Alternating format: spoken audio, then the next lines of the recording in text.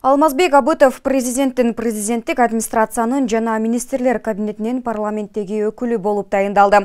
Бүгүнкү жыйында вице-спикер Аида Касымайлиева аны жаңы кызматка бекитилиши менен куттуктады. Абытов буга чейин министрлер кабинетинин ЖКдагы өкүлү кызматын аркалап келген. Эми ал президенттин жана президенттик администрациянын дагы өкүлү катары иштейт. Ал эми президенттин парламенттеги өкүлү Анарбек Калматовдун кызматтан алынганы белгилүү болду. Жеке маалымат булактардын билдирүүсү боюнча Калматов президенттик администрациянын ырайым кылуу боюнча комиссиянын жооптуу катчысы болуп тайындалат. Мурдагы катчы Талайбек Апенов коррупция беренеси менен кармалып жумуштан алынган.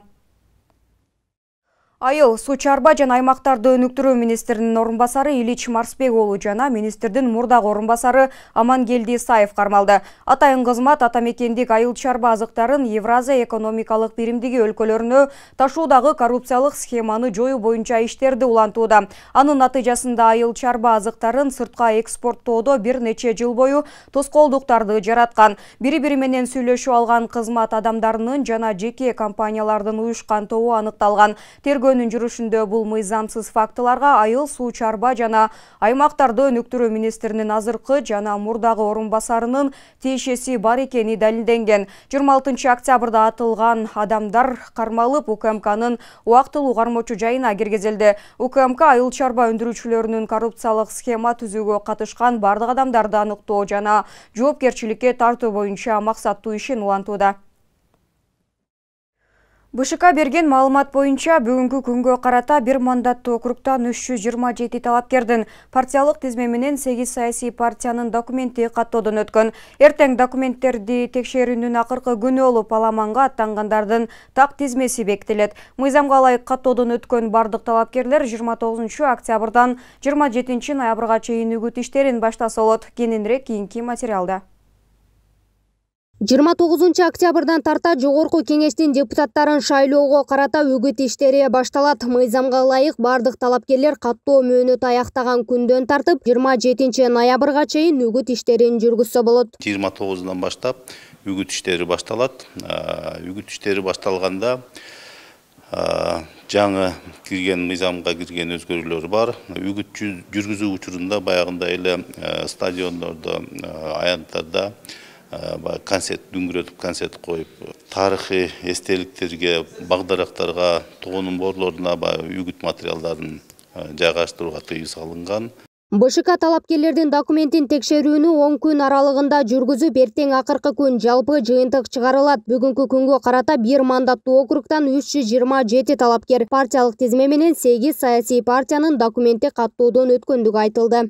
Азы болгону дагы бир 40-50 бир мандаттуу округтан кандидаттар калды да. Алардын каттоосун биз отурумда карайбыз. Же каттайбыз, же каттоодон баш тартабыз. Эгерде бир талаптарга, мыйзамдын талабына ылайык келбесе, же болбосо тапшырган документтери толук болбосо.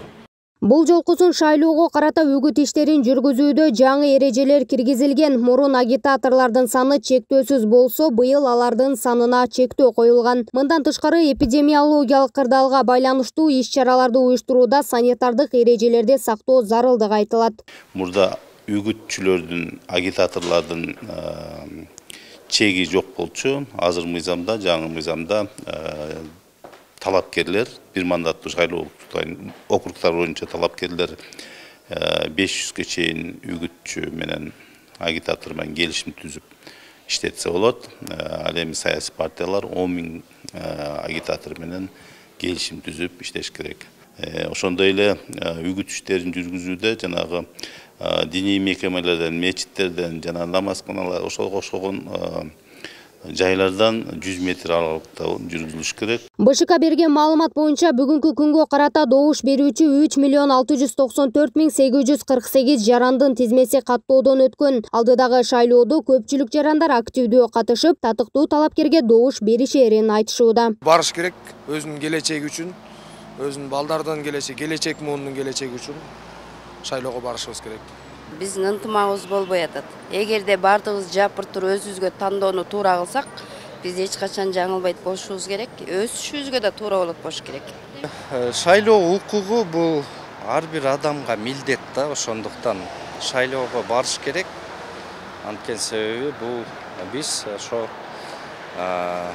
келечегибизде кандай кишилер парламентте болот, ошону тандашыбыз керек.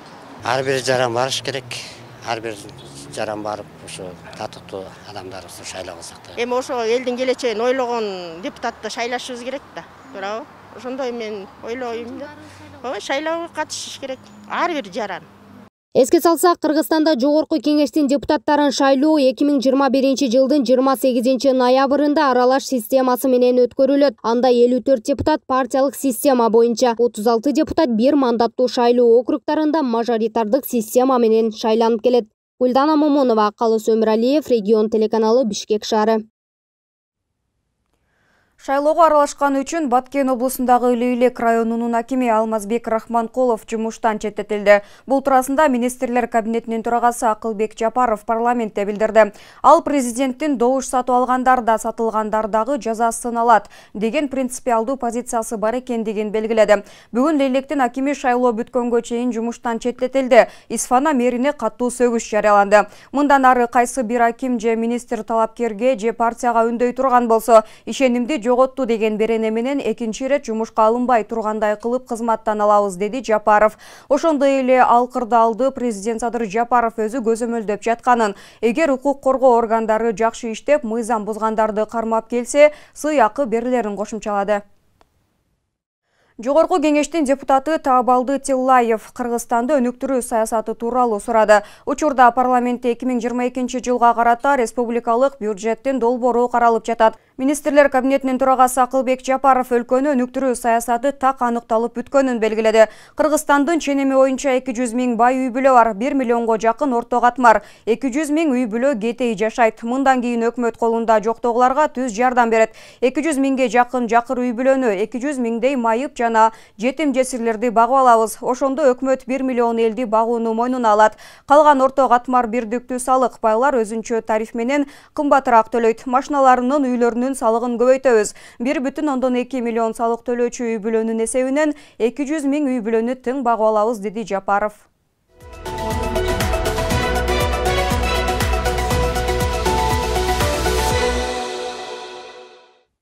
Чүй облусундагы Бишкек-Нарын Торугар-Туна жолунун 65-чакырымында болгон жол кырсыгынан 2 адам каза болду. Бул тууралуу өзгөчө кырдаалдар министрлиги билдирди. Маалыматка ылайык, Mercedes-Benz 180 үлгүсүндөгү автоунаанын айдоочусу рулду башкара албай калып, жолдон чыгып бакты сүзгөн. Кырсыктын кесебетинен бир аял жана бир эркек каза болуп, дагы бир киши жабыркаган. Куткаруучулар набыт болгондордун сөөгүн милицияга өткөрүп беришкен. Ал эми жабыркаган жаран менчик унаа менен Токмок шаардык ооруканасына жеткирилген. Өткөн суткада Кыргызстанда 124 кишиден коронавирус аныкталып, 3 бейтап каза болду. Ал эми 106 адам оорудан айыгып чыккан. Бир суткада эмделбегендер арасында 3 бейтап көз жумду деп жазылган республикалык штабтын маалыматында. Соңку суткадагы сандарды кошкондо пандемия башталгандан тарта өлкөдө жалпысынан 2661 бейтап өмүрү менен кош айтышты. Бишкектеги Империя Пицца кафесинин тамагына уулангандардын саны жабыркагандар убагында медициналык жардамга кайрылбагандыктан өсүп жатат. Бул тууралуу Саламаттык сактоо министрлигинин маалымат кызматы кабарлады. 27 октябрга карата тамакка уулангандардын саны 253кө жеткени айтылган. Эпидемиологиялык иликтөө жүргүзүү үчүн Империя Пицца кафесинин бардык филиалдары 2 күн мурда эле жабылган болчу. Мамлекеттик санитардык эпидемиологиялык көзөмөл борборунун маалыматы боюнча жабыркагандардын көбү анамнез чогултуп жатканда 23-24 октябрь күндөрү ошол кафеден тамак жеген айтышкан. Дал ушул күнү уулануу учуру катталган, бирок бул адамдар үйдөн эле дарыланып, абалы оорлошкондо гана ооруканага кайрылышкан, деди министрликтин өкүлдөрү. Кара Дарыя айылында селден жабыркагандар контейнерде жашап жатышат. Суук түшкөн сайын жашоочулар санага түшкөн. Анткени контейнер темирден болгондуктан тез эле муздап калгандыгын айтышууда. Ал арада айылда сел кырсыгынын кайра кайталанбоосу үчүн камылгалар көрүлүүдө. Кокту колоттон келген суунун нугун буруу үчүн дамба салынууда. Аймактагы абал менен кабарчыбыз таанышып кайтты. Кара Дарыялык туугандар мына катуу жамгырдан сел Ушул жылдын 20-июлунда катуу жаап өткөн жамгырдын кесепетинен Карадария айыл аймагындагы Достук, Чаңгырташ айылдарына коктуу колоттордон түшкөн сел үйлөрдүн королорун, ошондой эле Сузак Карадария жолун каптаган. Селден коргоочу тосмолордон суу ашып дамба жарылган.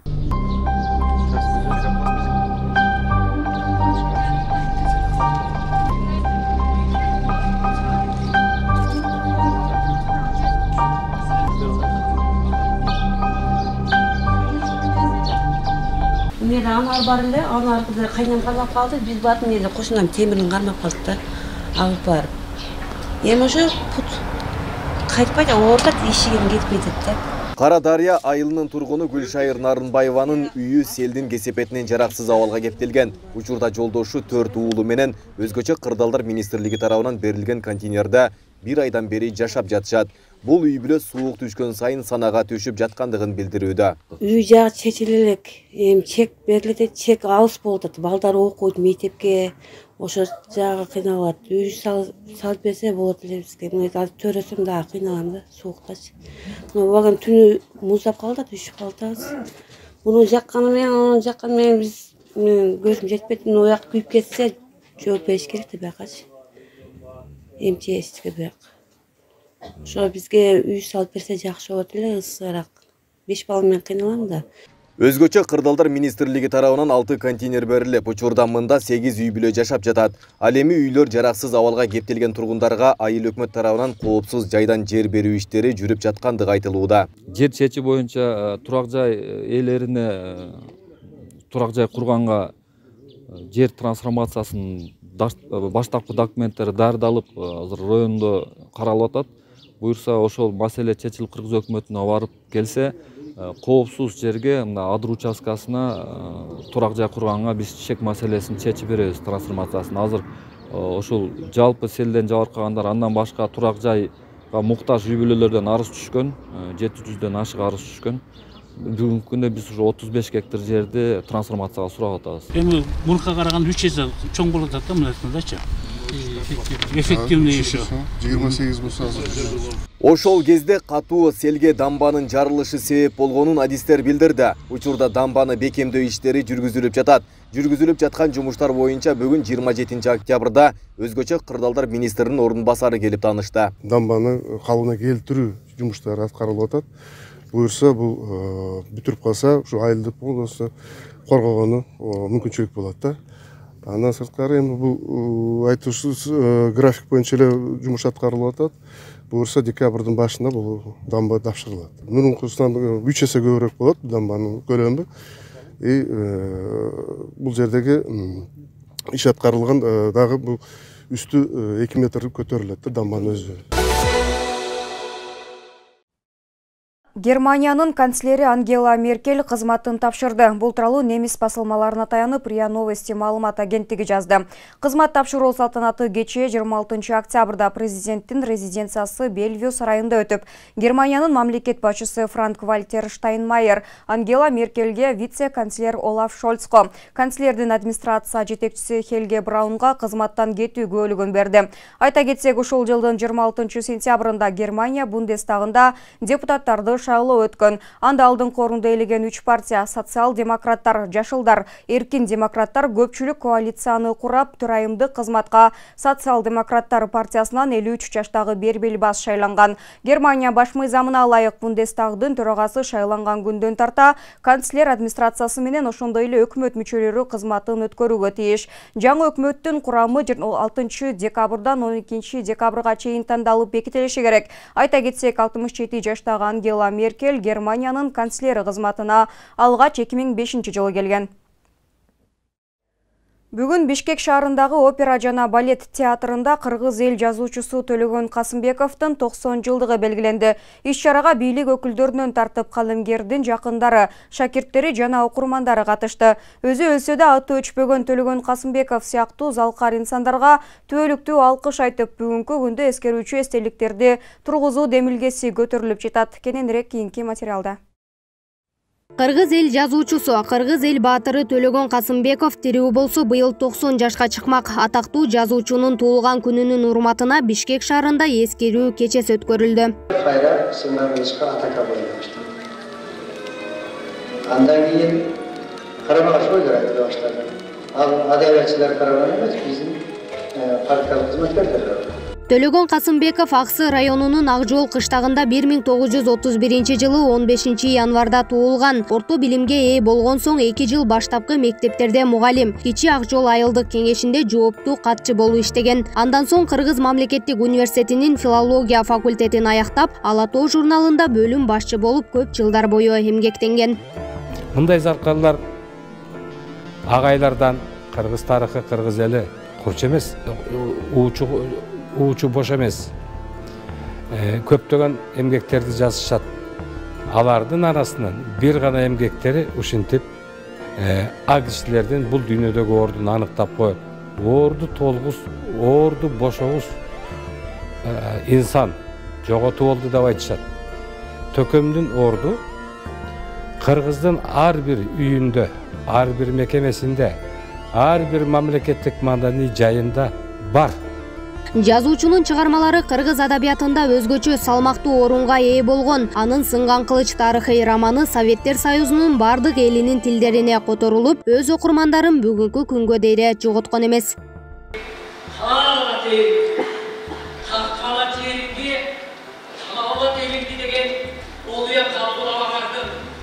Өтөктө өтө мазмундуу жашаган инсан.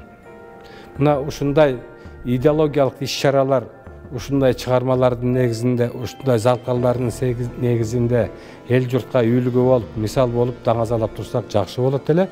Биз мындан аркы мамлекеттик ишибизде дагы ушундай тарыхта өзгөчө дүбүрт менен келген чыгармаларга орчундуу мамиле жасайбыз. Олуттуу көңүл бурабыз, даңазалап турабыз. Мен бүгүн ушуну айтмакчымын. Бул жашоодон өзүлсү да аты өчпөгөн Төлөгөн Касымбеков сыяктуу залкар инсандарга түбөлүктүү алкыш айтып, эскерүүчү эстеликтерди тургузуу демилгеси көтөрүлүп жатат. Биринчи бул 90 жылды белгилөө максатында бир канча иш-чаралар өткөрүлдү, китепканаларда илимий конференциялар жана ТВ берүүлөр уюштурулду. Азыр эми Сынган кылыч келкел чыгармаларынын аудио версиясы дагы, электрондук версиясы дагы чыкты. Бүгүнкү күндө окурман кайсы форматта болбосо дагы окурганга даяр болуп атат. Анан азыр үй бүлөсү менен эстелигин Бишкек шаарында орнотуу боюнча сүйлөшүүлөр жүргүзүлүп атат. Архитектуралык чечими чыккан, жери дагы аныкталган. Азыр эми Бишкек шаарынын мэриясынын тарабынан акыркы документтер калды. Эгер чыга турган болсо, аны эстелигин коюуга даяр болобуз. Төлөгөн Касымбековго 1986 жылы Кыргыз эл жазуучусу, 2006 жылы мамлекеттик токтогул сыйлыгынын лауреаты, ошол эле жылы Кыргыз эл баатыры наамы ыйгарылган. Жазуучу 2011 жылы 80 жашында инсульт алып көз жумган. Гүлдана Момонова, Алымбек Бектурганов, Регион телеканалы, Бишкек шаары. 10-12 ноябрда россиялык компаниялардын бизнес миссиясы Бишкекте болот. Бул тууралуу Россия Кыргыз өнүктүрүү фонду билдирди. Анын максаты Кыргызстандагы россиялык өндүрүшчүлөрдүн продукцияларын жайылтуу үчүн көмөктөшүү жана эки өлкөнүн бизнес коомчулугунун кызматташуусун кеңейтүү. Эл аралык көп багыттуу миссия 10-12 ноябрга белгиленген деп айтылат маалыматта. Иш-чара энергетика, айыл чарба, машина куруу, тышкы экономика ресурстарды үнөмдөө жана санариптик технология жаатында иштеген россиялык жана кыргызстандык компаниялардын байланыш түзүүсүнө аянтча болуп бермекчи. Россия Кыргыз өнүктүрүү фонду компаниялар бизнес өнөктөштөргө ээ болуп, иштиктүү байланыштарын кеңейте аларына ишенет. Футбол боюнча Кыргызстандын олимпиадалык курама командасынын сабына Беларустун Неман клубунда ойногон Алимардон Шукуров келип кошулду. Бул тууралуу өлкөнүн футболдук союзу Instagram баракчасына жазды. Курама команда бүгүн Азия кубогу 2022 турнирине тандоонун алкагында Оман менен беттешет. Олимпиадалык команда толукталып, кечээ Кавурфаккан шаарында алдыдагы оюнга даярдык көрүп, Шукуров машыгууга катышкан. Кыргызстан Оман командаларынын беттеши Бишкек убактысы боюнча 18:50 башталат. Эскерте кетсек, Кыргызстан тандоо этабында Е тайпасына бириккен Араб Эмирлиги, Оман жана Индия командалары менен таймашат. Урматтуу телекөрүүчүлөр, күндөмий маалыматтык программабызды социалдык тармактардан күзөтүп барыңыздар. Ал үчүн Регион телеканалынын Facebook жана YouTube каналдарына катталып, акыркы жаңылыктардан кабардар болуп туруңуздар. Ошондой эле Одноклассники социалдык баракчасынан да көрсөңүздөр болот. Бүгүнкү чыгарылышты мына ушул жаңылыктар толуктады. Кийинки эфирден амандашканча сак-саламатта туруңуздар.